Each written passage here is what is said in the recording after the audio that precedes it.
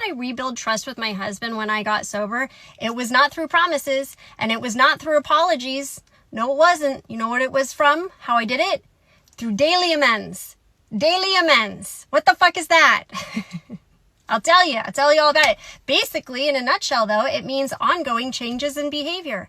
Every single day. Every single day, I have committed to changing my behavior. I haven't taken a single day off. Not one. That's right, not one.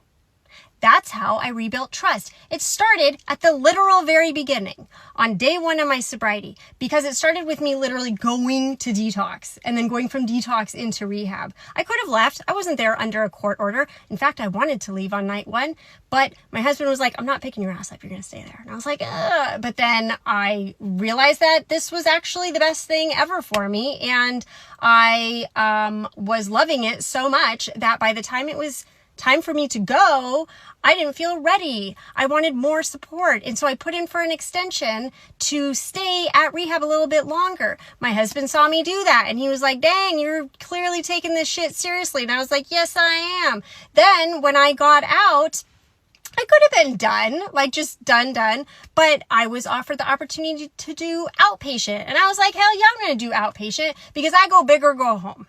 That's right. I do things full out, always have, and I apply that to my sobriety. So I did the entire outpatient program. Every single service they offered me, I did it.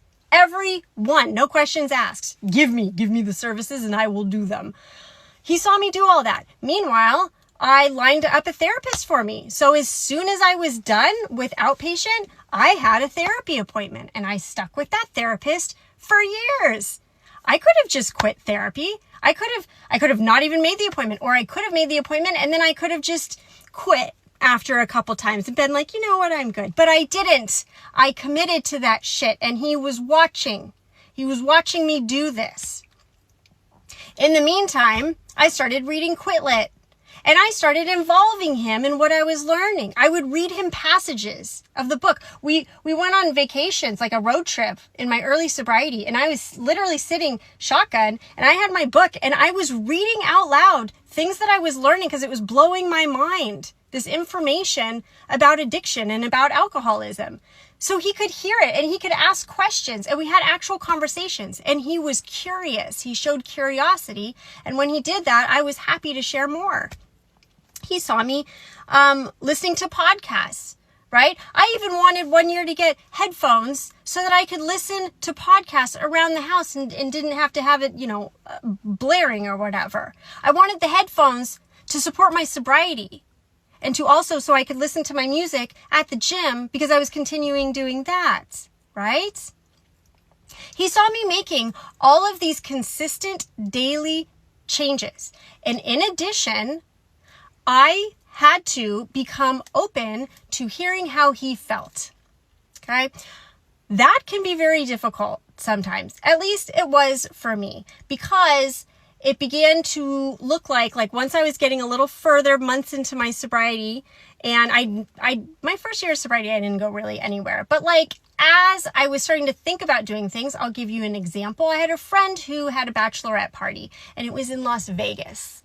And it was scheduled for 2 or 3 months after my 1 year of sobriety. But I knew about it 6 months prior. And I immediately went to him and I told him about it. His reaction was, I don't want you to go. I don't feel comfortable with that. I don't think I'm okay with that. And I was like, I hear you. I hear you. No, I really did. I was like, I get it. I really, truly I understand. And I let him say everything he needed to say, why he didn't trust the situation. And if I truly wanted to go, what was I going to do to show him that he could trust me going? And the old me would have taken that from that response from him or, that reaction from him and been like, oh, so you're just going to treat me like a child? Oh, you're going to try to control me? But I had to check myself. And be like, you know what? I'm the one who ruined the trust here. I'm the one who broke the trust. I am the one who caused this. So I owe it to him to listen, to help him to feel heard and validated in his concerns and his worries. And if that means I need to listen to him tell me about why he is worried that I might drink on this trip that I really, really want to go on, well, then I need to sit there and be like, yeah, you're right. You're totally valid in those worries. So then what did I do? I was like, well, I really want to go. I'm going to show you, I'm going to put together a plan of why you can trust me if I go. And so, me and two friends shared a room. They are not drinkers. And so I knew that I had, two people to go back to the room with that don't drink. I knew I had my own sober room to go back to, right? We FaceTimed, we called each other so he could see my eyeballs and saw that they were not glassy. They were not red. I was not slurring my words. He was nervous that first trip. He was definitely nervous, but he was like, you know what? Like, clearly you're an adult. And if you really want to do this, then it sounds like you have a good plan in place and go for it. And I did. And guess what? I had an amazing time. Amazing time. I had so much fun. So that's the story for another day.